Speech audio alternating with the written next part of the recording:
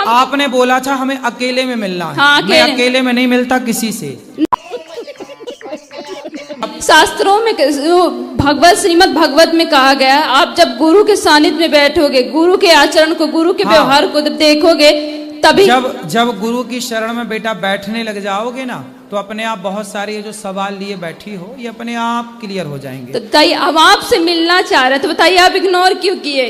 Ignore कहाँ कर रहे हैं? माइक हमने आपको दिलवाया नहीं, इससे नहीं। हम आपने बोला था हमें अकेले में मिलना है। हाँ, मैं अकेले में नहीं मिलता किसी से। ये सब क्या देखना पड़ रहा है? अच्छा है मैं अंधा हूँ। नहीं, बताओ, अकेले मिलना सही है? फिर हाँ। आप चाहती हो अकेले में मिले, ये गलत है, ये रॉन्ग है। मैं सबके सामने आपको माइक दे रहा हूँ, जो भी जिज्ञासा है पूछो। अकेले में क्या बात नहीं, हम नहीं, हमारा कहने का मतलब इंसान कुछ पर्सनल हो, हम जैसे घर पर पर्सनल है बेटा, तो हाँ। पर्सनल बात यहाँ के बात कर लो। अब ये कहो कि अकेले में मिलो, अकेले में कैसे मिले? जब बिना मिले आप ये कह सकती हो, तो अकेले मिल लेंगे पता नहीं क्या कह दोगी।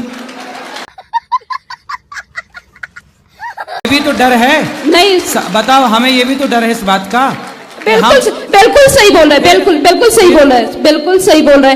नहीं, हम ये बताइए, हम आपसे जब बातें कर रहे हैं, आपसे जब कुछ पूछ रहे हैं, तो आपसे बता तो रहे हैं। अभी आपके हाथ में माइक है, आप पूछ लो, जो पूछना आप पूछ, हम बताने को बैठे तो हैं। इग्नोर बेटा कहाँ किया जाता है? जब आप गलत हो तो आपको बोला जाएगा कि ये रॉन्ग है, ये नहीं। अभी आप सही हो तो आपको माइक दिया, सम्मान से देखो हम आपसे बात कर रहे हैं। बिल्कुल सही बात। आप अब देखो, इसके बाद भी देखो, मैं 1 घंटा समय दे रहा हूँ इस जनता को, आपको बात कर रहा हूँ, आपसे मैंने कोई पैसे नहीं लिए, फ्री में आपकी सेवा कर रहा हूँ, फ्री में आपसे बात कर रहा हूँ, फिर भी आप शिकायत करोगी? नहीं, तो ऐसा है जितना मैं समय दे सकता हूँ ना आपको, उतना ही दे पाऊंगा, और जिस मर्यादा से देना चाहिए मैं उसी मर्यादा से समय देता हूँ।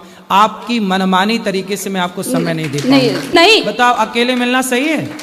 फिर हम ये पूछना चाहते हैं कि लाइफ का पर्पस, जीवन का पर्पस क्या है? इंसान क्यों आया है धरती पर?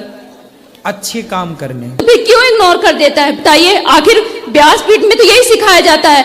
हम जब से अभी आपसे हम मिल रहे हैं कि नहीं? मिल रहे हैं, लेकिन देखिए, अब हम आपको हम गुरु को जानना है तो हम कैसे जानेंगे? बताइए।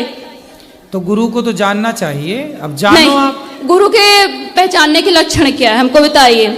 अब देखो, हमने तो परीक्षा की नहीं थी गुरु जी की। देखिए, नहीं, आज के समय में गली गली गुरु फिरे, हमसे दीक्षा लो, स्वर्ग जाओ चाहे नरक जाओ, 500 रुपए का लिफाफा दो। आज का समय ऐसा हो गया, बताइए। तो इंसान भटक गया है ना। तो ऐसे लोगों से मत लो ना, तो इसलिए तो अक्कल है, इसलिए तो कहते पानी पियो छान के, गुरु बनाओ जान के। नहीं,